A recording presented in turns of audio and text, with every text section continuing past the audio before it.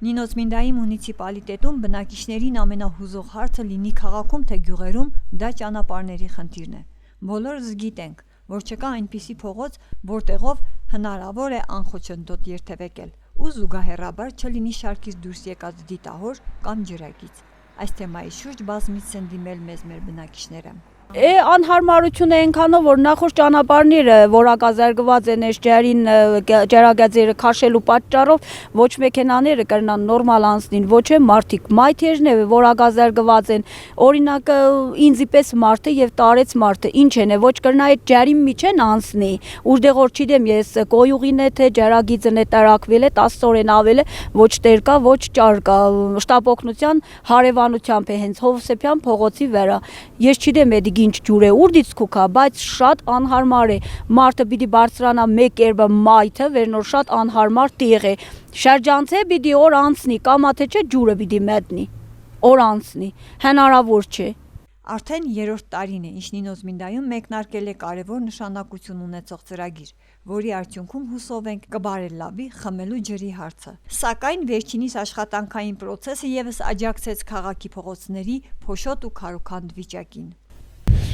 Գավարջոված մոգեսալմեբիտ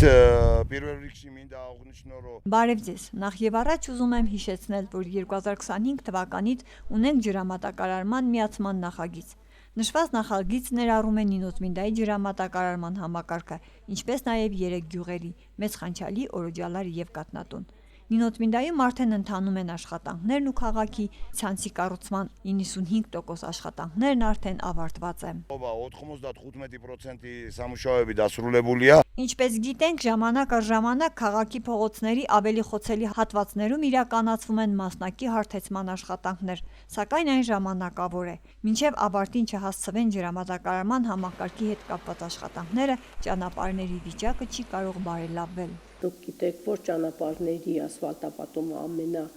այսպես ասած մեծ ծավալ, մեծ գումար պահանջող նախագծերն են, որը իհարկե մունիցիպալ բյուջեից ֆինանսավորման համար կլինի, կարող է մեզ համար կլինի դժվարություն, բայց մենք կփորձենք գտնել ճանապարհներ, որպեսզի ընդգրկենք այն ճանապարհները, որոնք որ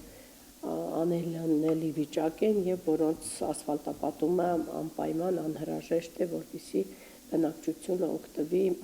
էսթետիկ ճանապարհներով։ Պես իր հարցազրույցում նշեց քաղաքապետը 2026 թվականի ծրագրում նախատեսված է ոչ միայն քաղաքի, այլև մունիցիպալիտետի գյուղերի ճանապարհների շինարարություն։ Եկեք մի փոքր համբերատար լինենք, մինչ կավարտվեն ջրամատակարարման համակարգի աշխատանքները։